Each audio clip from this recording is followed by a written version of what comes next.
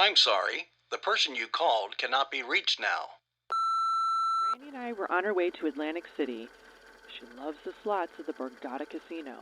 Instead, Waze took us to some wildlife preserve an hour north, and now we have a flat tire. I want to welcome everybody to LK for Everyone. That's Larry Klayman for Everyone. And I'd like to thank especially our host site, American Greatness. That's amgreatness.com. And in studio tonight, other than our great ombudsman, Louis Fein, we have editor, co-editor of the American... Managing editor. I should have done my homework, Louis. Yeah, I asked you. A managing editor of American Greatness, Ben... Boychuk. I asked Louis. He said I always mispronounce it anyway. So it's Ben. So it's Ben Boychuk, and it's an amazing. It's really an amazing website. I encourage everybody to go to AM Greatness. We're on Twitter. We're on iTunes at LK4 the number 1, and of course we couldn't do the show without the great LK for Everyone. Thank you. You know, the way he's dressed, the more times you say his name, the more comfortable he feels. Larry! Larry! So where do people turn? That's actually, because I'm so close to being at that point where Fox News is just... I watch Fox Business in the morning. I enjoy Stuart Varney, but for the most part after that, it's really hard to watch. Juan Williams, because if you're a conservative, they used to be... When Bill O'Reilly in the early years with Alan Keyes, it was much more of a friendly site, a friendly organization. You mean I Alan should Combs? say. No, what was it? No, Alan Keyes had a show on MSNBC. I could have sworn he had a show on Fox. That's Al Sharpton. No, Sharpton has a show on MSNBC. As did Alan Keyes. I'm always positive was one of the first hosts on Fox News. No, Keyes is the black conservative who ran for. He ran for president twice. He ran for the Senate against Obama. He's a friend of mine, Alan. Alan is probably the smartest person in my lifetime ever to run for president of the United States. He's a brilliant guy. I've never heard you say something. Wow, Alan Keyes. He's made the list. I love Alan Keyes. And I forgot to say we are doing the show tonight from Kuwait. It's very windy outside, and if anybody's wondering where Larry is right now, it's Kuwait. And so do you think the Republicans... But my biggest question is, do you think the Republicans are going to do anything or no? Do you think Lindsey Graham, do you think they're going to subpoena the Bidens? Do you think they're going to go to the bottom of the dossier? No. I doubt it. No. This goes nowhere. Now, after this, it's about the election. And Bernie Sanders winning Iowa.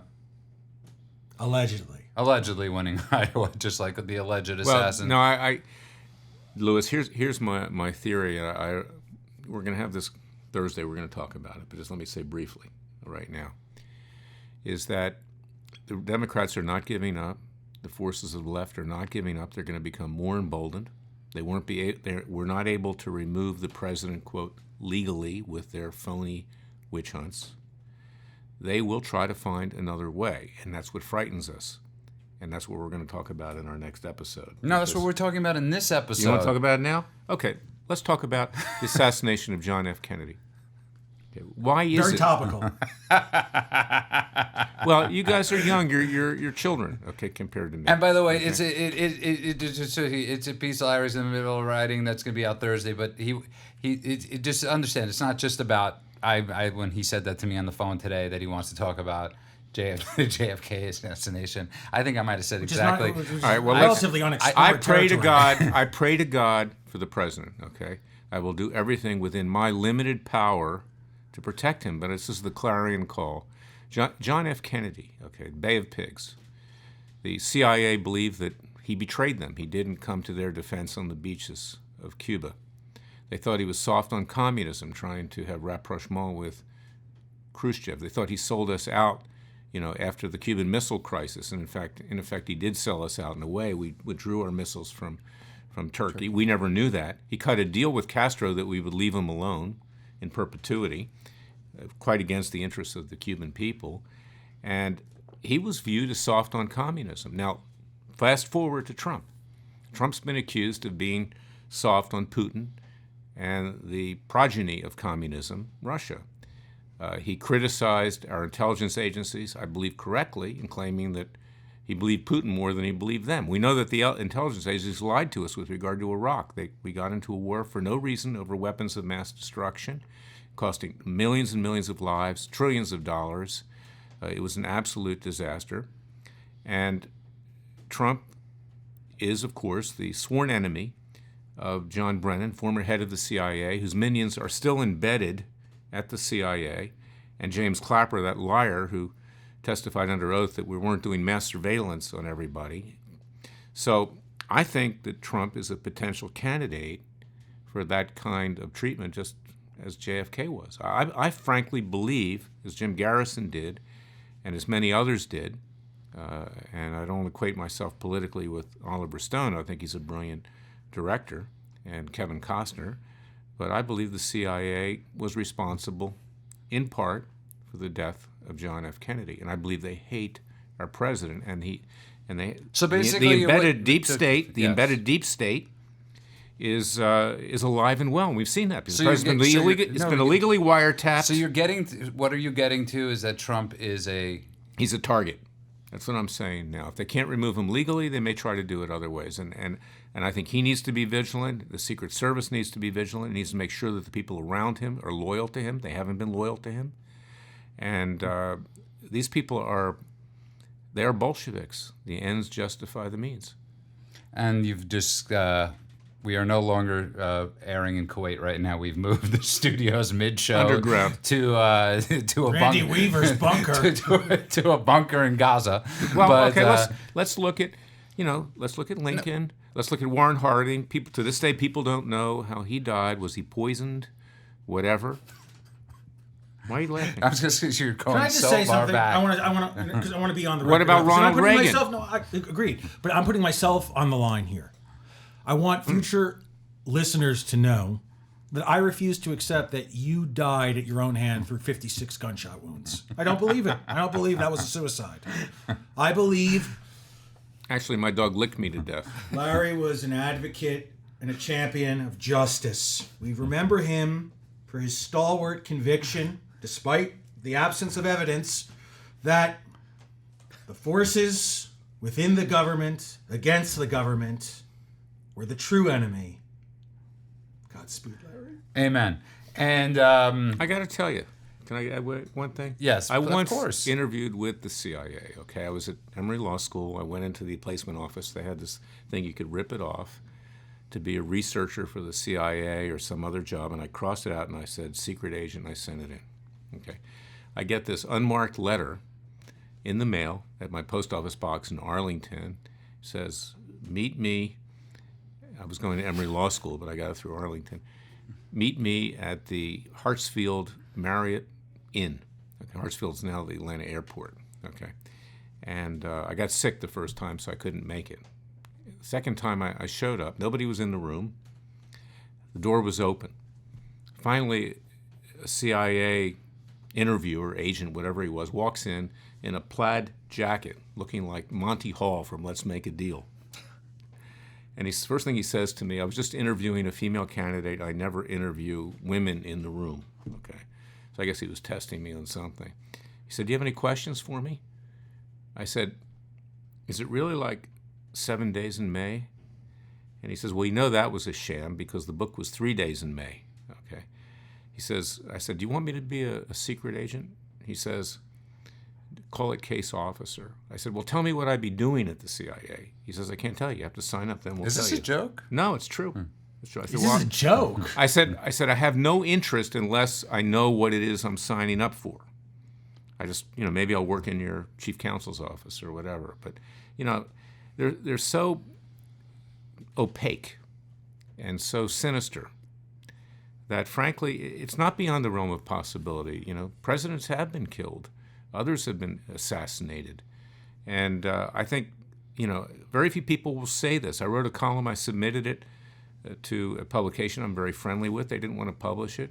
We'll publish it. And what I say is, God forbid, I don't want that to happen. I'll do everything I can. And American people should also rise up. But the president needs to be warned he's a great risk now. Let's back up a moment. You missed the first appointment for the interview with the CIA. This is before the internet, email, pagers, cell phones. I did. What, they just had a standing room that was reserved for interviews with the door open? I'll come in next week. Well, I told him I was sick. I was in Emory University Hospital. But who did you contact that contacted the I CIA? wrote back. I said so they knew Larry. Larry's not coming. Well, they gave me a contact number. Okay. Yeah. But See, anyway. here's the problem. Trump eats. Let's just say Trump doesn't have the best diet we have known to man, right? He's a cholesterol. He's a cholesterol. They could poison him. Or he could possibly, God forbid, have a heart attack, and some would say, all of a sudden we have a new conspiracy theory that they're discussing or Larry theory that we're discussing for the next 60 years. In 2042, they're going to be or 2060 years, 2082 at this point. People are going to be discussing how Trump was Trump really killed. Well, Ben, jump in at any time. I don't want him to be killed, and that's why I'm saying I want to sensitize people to that right now. That his Secret Service needs to be loyal to him. Nobody's been loyal to him. That's a good point, actually. I would make 2 points about that. Yes, he's been good in a lot of ways, but on personnel, he's been awful. He's been really bad. You're right. We had a piece over the weekend by Ned Ryan at the site. Wonderful writer. Yeah, who said the only way the second term, if he gets reelected to a second term, the only way he's going to be successful is if he makes personnel a top priority, because the picks have been, with the exception of the judges, but even then, as you pointed wait. out, The judges are terrible. I've been in front of them.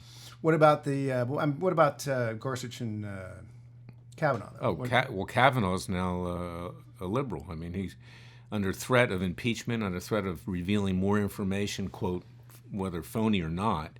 He has now turned. Now, Gorsuch is not bad, I will say. Mm-hmm. But the lower court judges that I've been in front of, they're scared of their shadow. They run for the exits.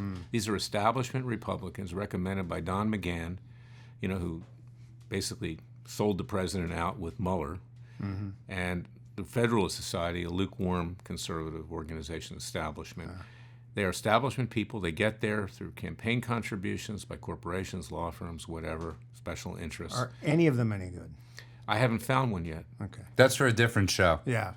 Who does Larry like? Right. No, I'm serious. But that's what these are the things that I do, you see, because I'm bringing a case that has a political element. Right. That some of them are hot potatoes. My clients have been made radioactive. People like Sheriff Joe Arpaio, people like Chief Justice Roy Moore, Cliven Bundy, Laura Loomer. Okay, I'm the lawyer of last resort in many ways. These people deserve representation, and they're good people, and they're not what they're portrayed to be. Right. They've been destroyed. Thank God we have American Greatness and groups like that and our podcast that try to even the playing field. Right. But when you walk into these courtrooms, these judges don't want to be associated with my clients. No, but getting back to Ben's point, Yeah. the smart, you're completely right. His loyalty is what his loyalty to dunces is something I've never seen. Not just dunces. His loyalty to criminals. Okay, He has people like Roger Stone around him, and Manafort and Gates, who worked for him, by the way. Well, when you ran for senator, who I fired. Yeah, I know, but he still worked for you. Okay, it doesn't matter. But anyways, go on, Ben. Well, no. So I made a mistake. he didn't. So did Trump. Yeah, well.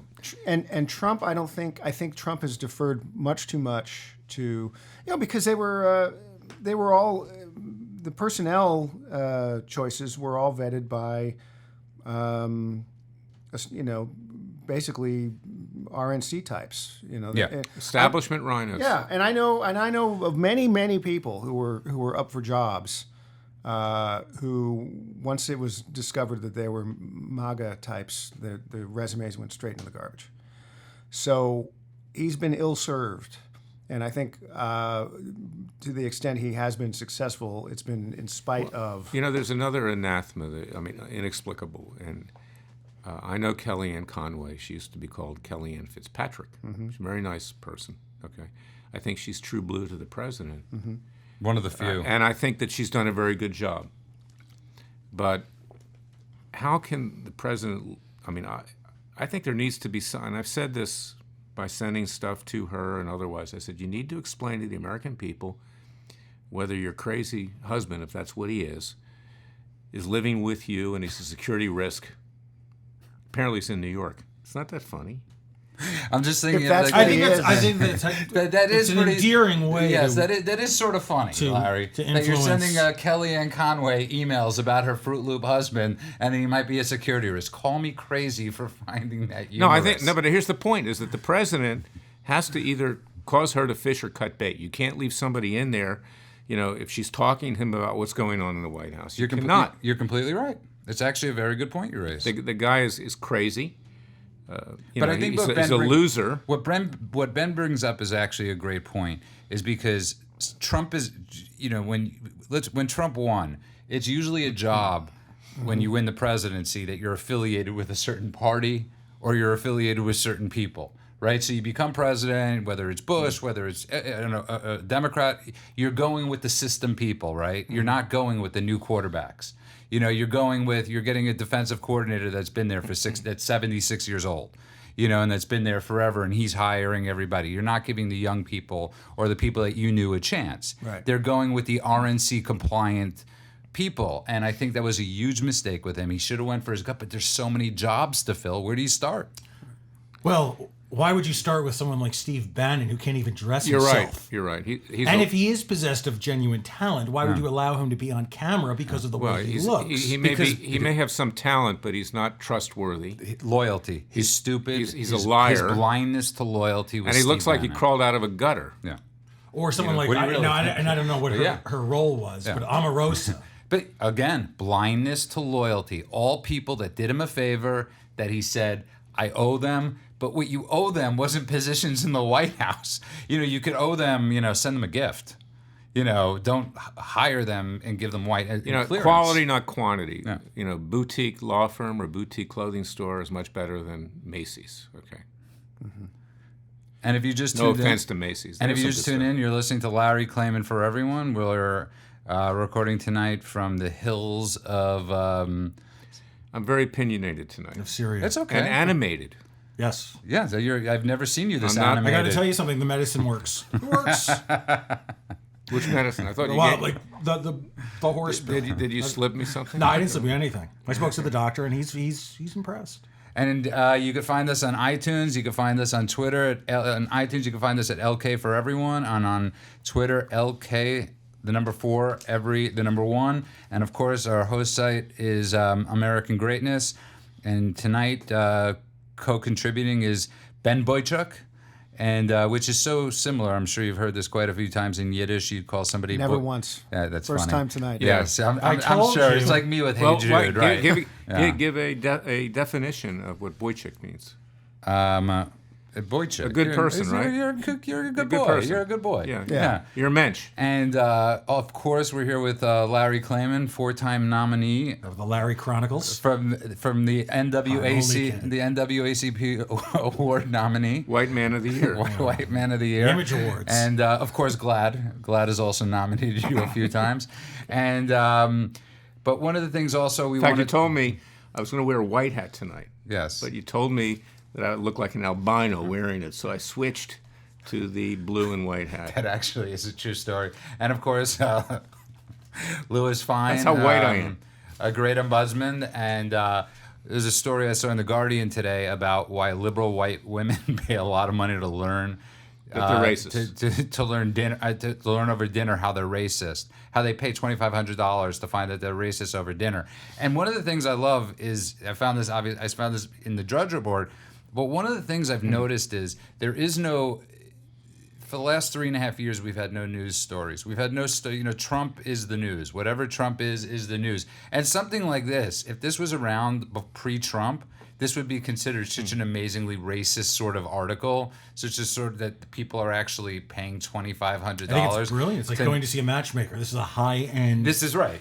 therapist who can treat your racism. And I want to know how early or late into the dinner you know or you're told. Well, you have to admit you're a racist. It's after you pay, first of all. After the So money you pay goes. the money, Yes. and then at what point it must vary. It's a with each $2,500 political exorcism.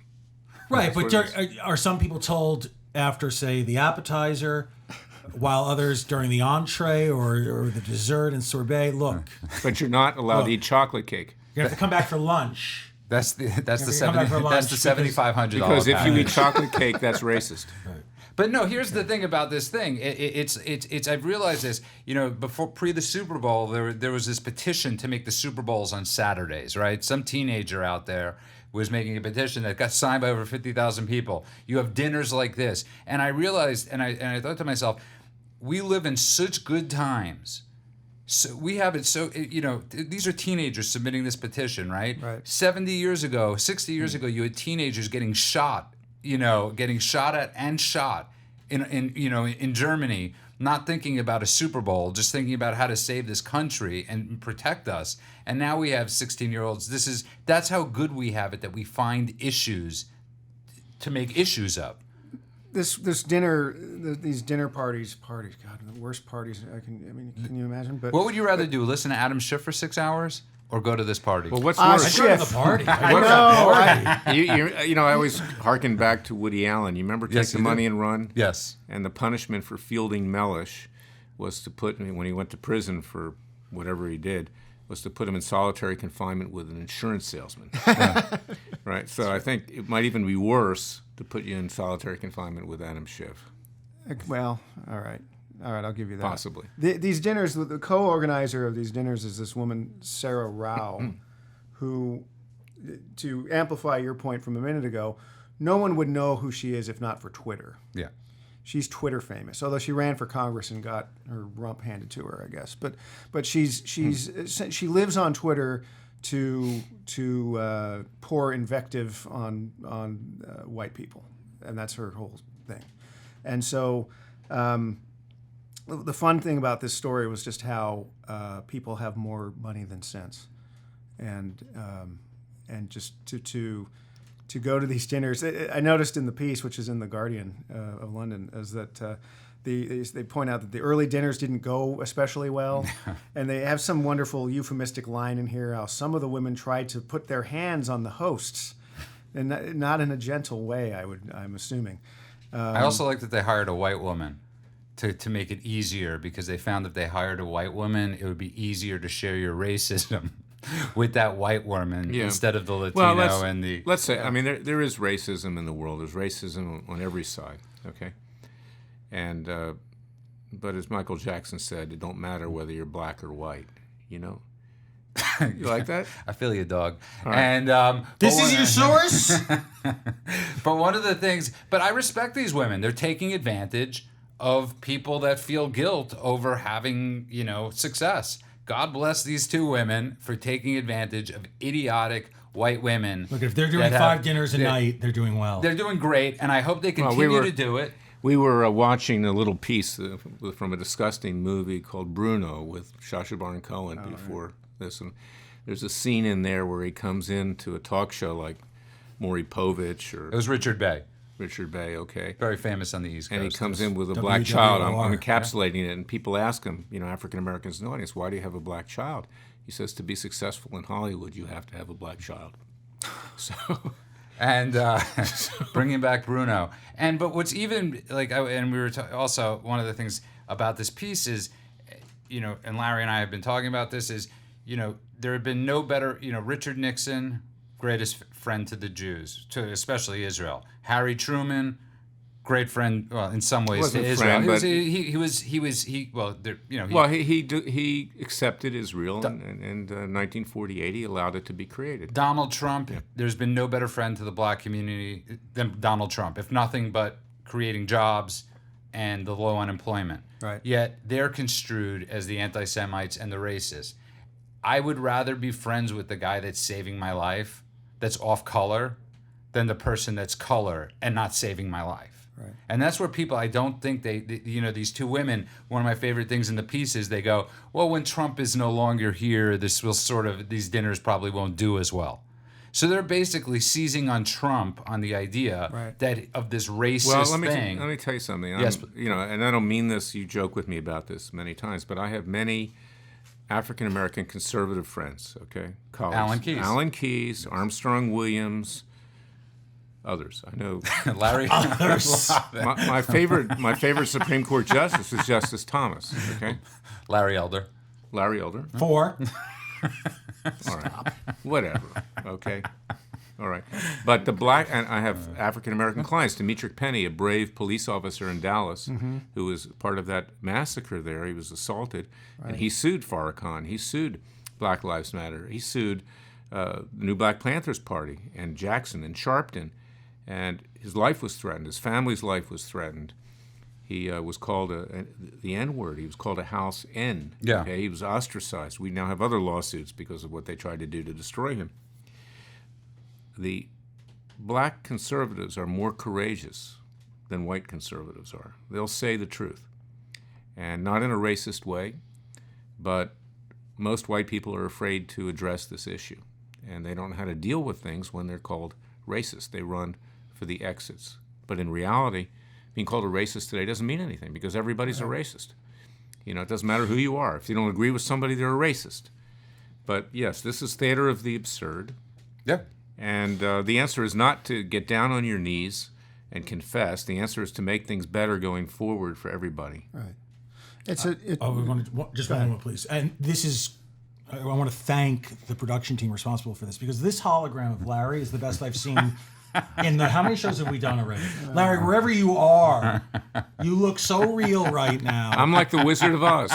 And let me use this as a segue, guys. I realize I'm hogging the show. No, It's no. your show. We're I here know for it's you. my It's show. Larry's world. I Larry want my Justice. show. Okay, look, I brought a case recently for George Zimmerman. Okay, Right. and George Zimmerman was acquitted. Yesterday, I was rooting for the 49ers, but I didn't feel bad that Kansas City won because a very brave quarterback, an extremely talented quarterback, young guy, Patrick Mahomie. said at the time, you know, I'm not going to condemn George Zimmerman just because I'm black. And that takes a lot of courage. And he's a bright kid. Kobe Bryant, who just died, may his soul rest in peace, said the same thing. Don't come to me to condemn George Zimmerman just because I'm black. I'm my own person. I'll reach my own conclusions. I was set up and framed in Colorado for raping a woman. I know what it's all about. And the reason I decided to represent George Zimmerman is because a phony witness was presented to the prosecution and to the jury, which could have gotten him life imprisonment. If they indicted him for murder one, it could have gotten old Sparky in my native state of And Florida. just, you know, the reason I was about to laugh was because I thought Lewis was about to do a eulogy. Oh, that's fine. And what I'm saying do is one this, for my career what in a happened? moment. What happened when I brought that lawsuit? Okay, and there's hard evidence. You read the complaint. Go to LarryClayman.com. Joel Miller, who is a very good conservative writer and filmmaker, you know, really researched this. Forensic evidence, all kinds of things. You like forensic files, okay? Yes. Watch it. What did they say? What did ABC? What did George Stephanopoulos say on ABC? Okay, who I've sued before. I've gotten sanctioned for lying under oath. That, you know, hack of the Clinton White House years. He said, or ABC said, Clayman just sues black lawmakers. You know how many black lawmakers I've sued in my entire life? 0. The only black politician I've sued is Obama. So this is what they do. They try to smear you with that. And, you know, it rolls off my back like water off a duck's you-know-what.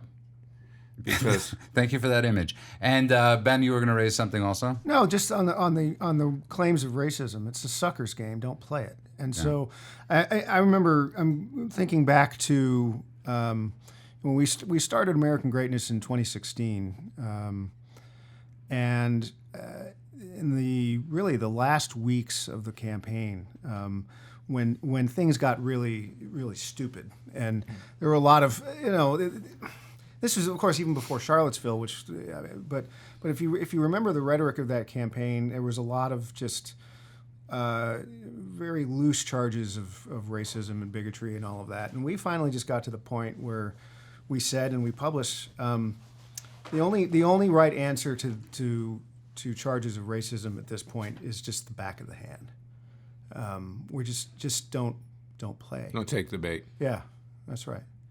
That's right. So these women are ridiculous. No, but that's a great point you're bringing up too. Is 'cause I was driving down with my girlfriend down the hill, and we were talking about the Super Bowl halftime show, and and it was funny because we were watching it last night, and I was sort of kiddingly, jokingly around saying, "Oh my God, this is horrible. You know, this is so politically not. This is just the kids home the kids at home watching." And I thought it was great. It was great. And here's the thing. What I was saying, though, to my girlfriend, is who shall remain nameless, is I was saying, what are guys supposed to say? Because we know what guys are thinking right now, but we're not allowed. You're putting on this show in front of us with 90% naked women and robes. And we're supposed to sit at home going, wonderful choreography. Just amazing choreography. It was great. Like Juan Williams, that Momo on Fox News, he's like, the choreography, the stage lights were just great. And I'm like, that's what you were thinking? I mean, come on. And it's such a conflicting message that men are getting at this point, or people in this country. Like, if we see something, we're not allowed to say what's in front of our eyes. Not just that, but, whether it's your wife or girlfriend, if you just glance at another woman, you've committed a crime.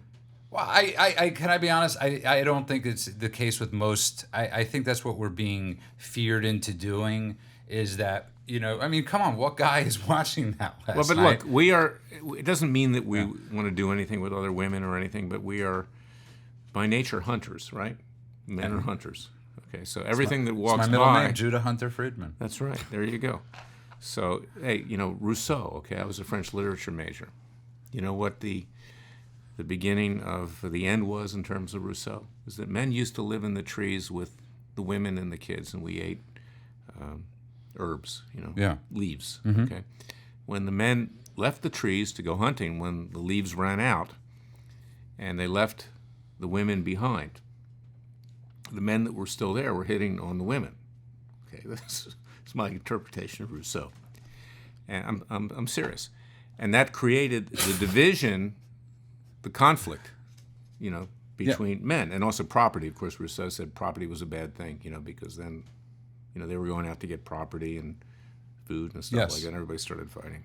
Will you get to the point where you kill Hoffa? You know what? That's what I want to know. I was going to say, I don't know what my point is in that. What I'm saying is I've never been with a woman that likes you to look at another woman, but they're allowed to say, gee, that guy's really cute. Yeah, but men can't say that. Men can't say that. Otherwise, all of a sudden, we're cheating. But that wasn't really... I tell my wife which men are cute all the time. But that's because you live in West Hollywood. But I wasn't exactly talking about your wife or your girlfriend. Allegedly live in West Hollywood. He doesn't live in West Hollywood, I know, by the way. joking. He lives in... I live in Bahrain, where we're taping the show. He lives in Granada Falls. And is there such a place? Granada Hills. Granada Hills. I'm sure there's a Granada Falls somewhere. But that really wasn't the point. I wasn't referring to what your girlfriend thinks. I was saying it's a societal thing with the whole Me Too movement. We are no longer allowed... Are we allowed to look at the Super Bowl show? Are we allowed to look at anything that we could literally see in front of our eyes and comment or not? Because there's no way you could watch that halftime Super Bowl show last night, and I can tell you what most men were thinking that aren't eunuchs. What were you thinking? Be honest. This is a truth-telling show. At first, I thought, okay, I was thinking a lot like Juan Williams. I was thinking the choreography is amazing. The lighting at the Super Bowl was great. The dancing, how long it must have took the women to be together. Well, first of all, Juan is a little sensitive because years ago, you guys are too young to remember this. He was drummed out of the Washington Post. He was a writer for alleged sexual harassment. I don't believe he ever did it, but they wanted to get rid of him because Juan, believe it or not, is actually fairly conservative. He's right of center. He plays the game for Fox because they want some liberal on there to even it out. So Roger Ailes used to say, I once met, I was friendly with Roger Ailes in the beginning of Fox News. And I walked in one day, and there was a monitor up there.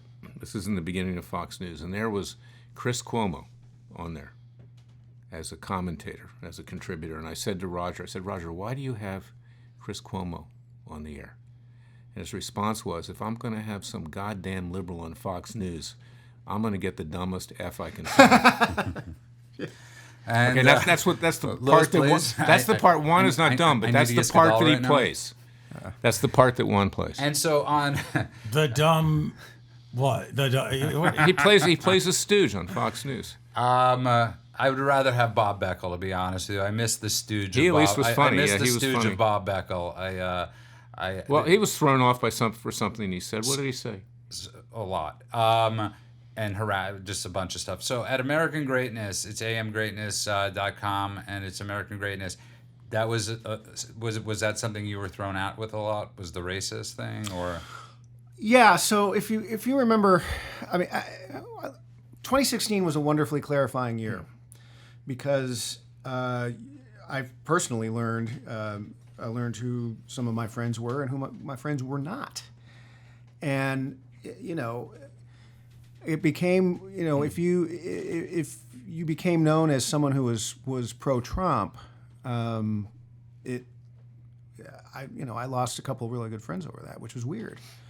And one of them, he didn't quite have the nerve to say it, but when we got American Greatness going in July of 2016, he started. He would post these just vicious comments on our Facebook page, and I talked to him a few times on the phone, and then emails going back and forth. But it became clear that there was. It was almost like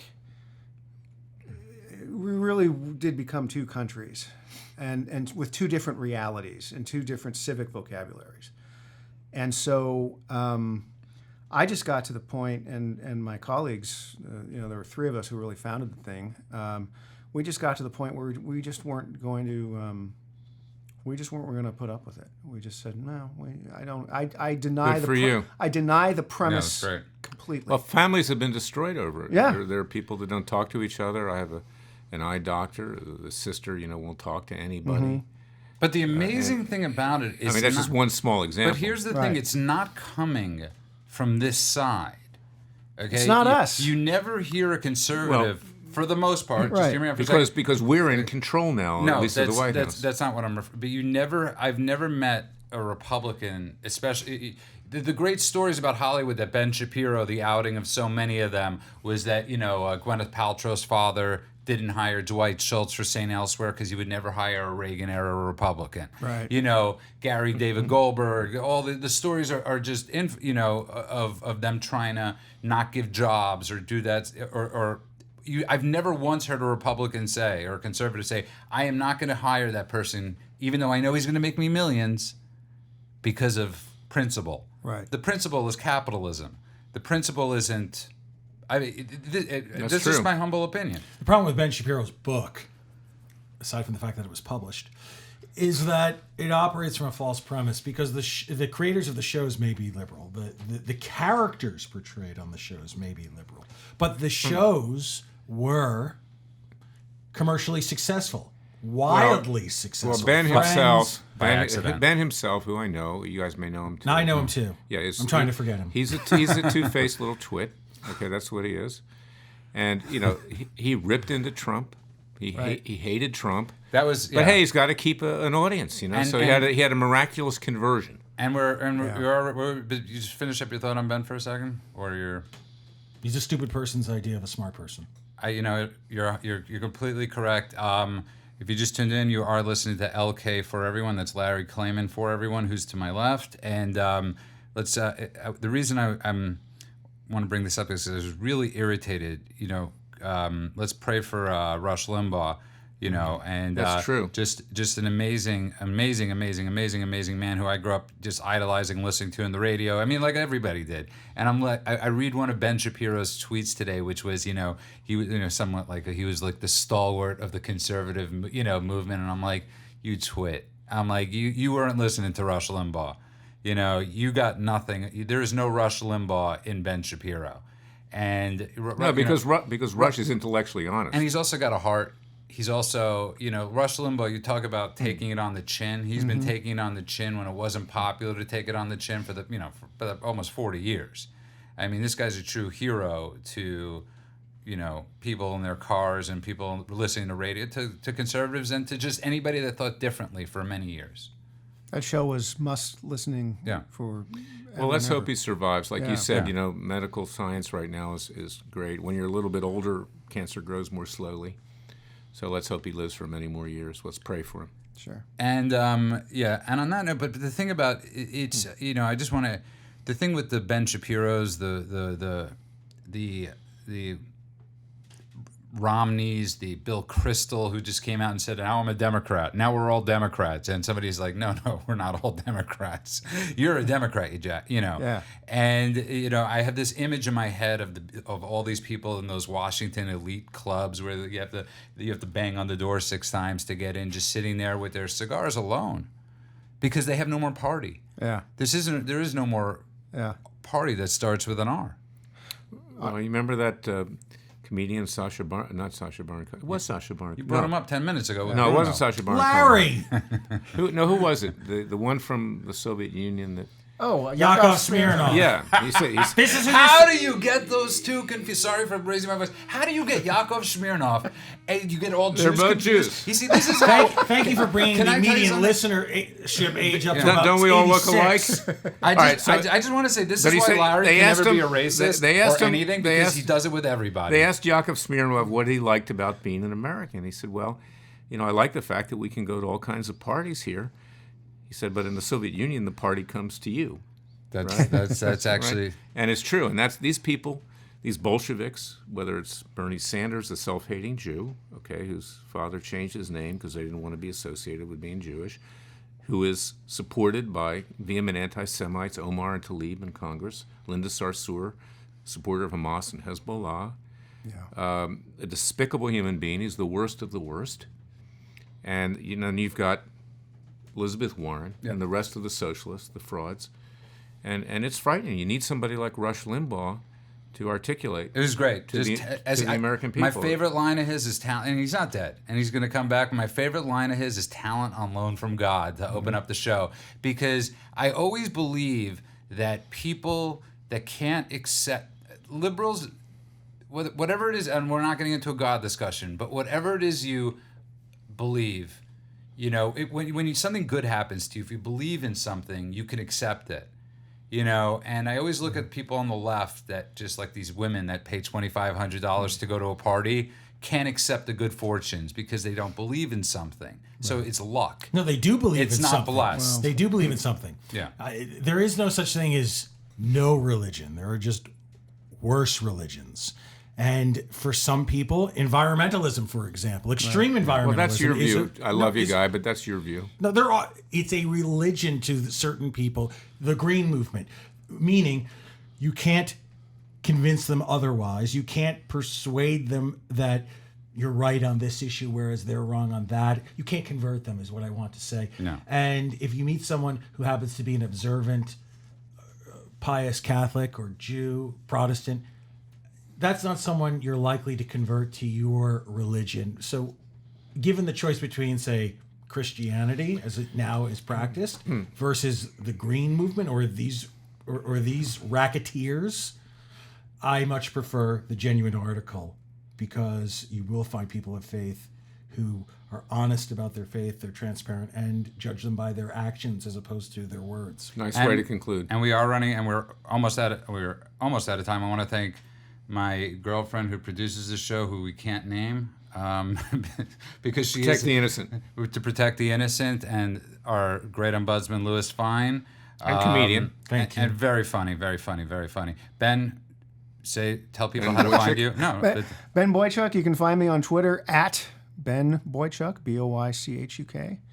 And of course, visit American Greatness twice a day, 3 times a day, amgreatness.com. great website, and of course, FreedomWatchUSA.org. and also Larry's working on his book Whores 2, Whores Live. Whores, And they're back. Chronicles. And that's a different type of book. And I just want to thank everybody for listening to LK for Everyone. That's LK, the number 4, EVERY, the number 1. And I just, Louis, Actually, I need you to help me with that. I think we're going to rename the book You're The the Whores. host. You know what though? I'm so. All right, we're done. Okay, now you could talk. Am I still alive? You gave me the obituary last show. No. That I'm not comes sure later. I'm really no, I here. did your eulogy. I'm not sure I'm really here. We don't want to I read, just we may don't be want to a read the ghost. obit.